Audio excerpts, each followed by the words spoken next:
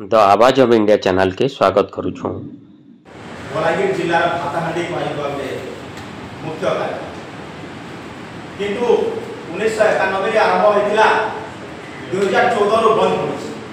आज के 2025 होला विभिन्न समय रे देवना चिनिकल संघर्ष समिति आंदोलन करछे, घेराव करछे, जिलापाल सामना रे विभिन्न राजनेता के जोड़े छे, किंतु फिर भी कोनसी कार्यक्रम है नहीं पाला। बीजेपी सरकार विभिन्न इलेक्शन कैंपेन रे विभिन्न प्लेटफॉर्म रे प्रतिश्रुति दिया देगा चिनिकल चलवा बलांगीर कारखाना करा दिबा, किंतु सरकारी स्तर थी इच्छा शक्तिर अभाव लगी बलांगीर जिला देवगा चिनिकल वर्तमान मृतबस्त अवस्था ने पड़ी रही। कारखाना बंद होइथिबार लगी जिलार आखु चाष कमी जीवार संगे संगे जहाँ भी उत्पादन होउछि तार अभाव बिक्री शिकार होउछि।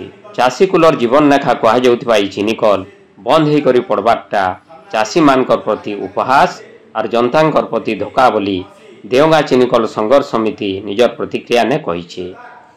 स्थानीय यादव भवन ठाणे देवगा चिनिकल संघर्ष समिति तरफनु आयोजित एक सांबादिक सम्मेलन रे कहा जाइछि ई चिनिकल के नहीं विगत दिन थी अनेक आंदोलन धारणा और विक्षोभ प्रदर्शन करा जाइछि, हेले सरकार उदासीनता और सरकार हीन मानसिकतार शिकार होइछि देवगा चिनिकल।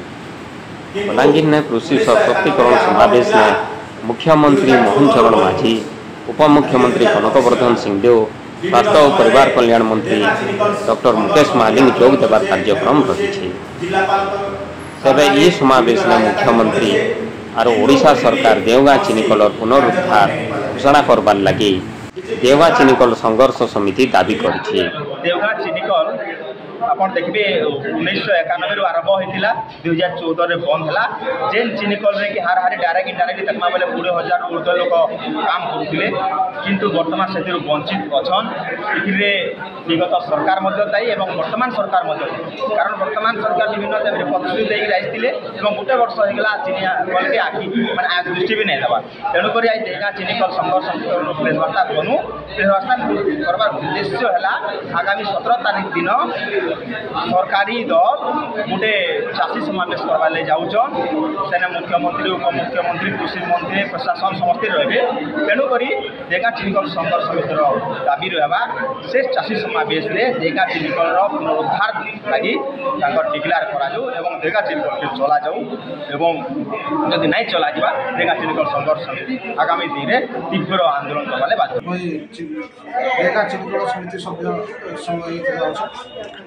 आज कहाँ थे सांबादिक सम्मेलन करते देखो आगामी 17 तारीख मुख्यमंत्री आसन बलांगीर तथा आमर जिलार चाषी नेता चाषी मंत्री श्री कनकवर्धन सिंहदेव अच्छा से उपमुख्यमंत्री अच्छा इतार आगु समस्ते जाचु जे गोटे पॉलिटिकल क्राइसिस लगी एका आम चिनिकलटा बंद होता जेहेतु नूतन सरकार आसचे नूतन गवर्नमेंट आसचे आमर बहुत आशा और विश्वास जेन 20,000 लोग से जीविका उपार्जन करते के अनदेखा नहीं करी इथर देगा चिनिकल निश्चित भाव में दृष्टि आकर्षण कर किसी डिक्लेयर करूँ बोली आमर गोटे दाबी रही।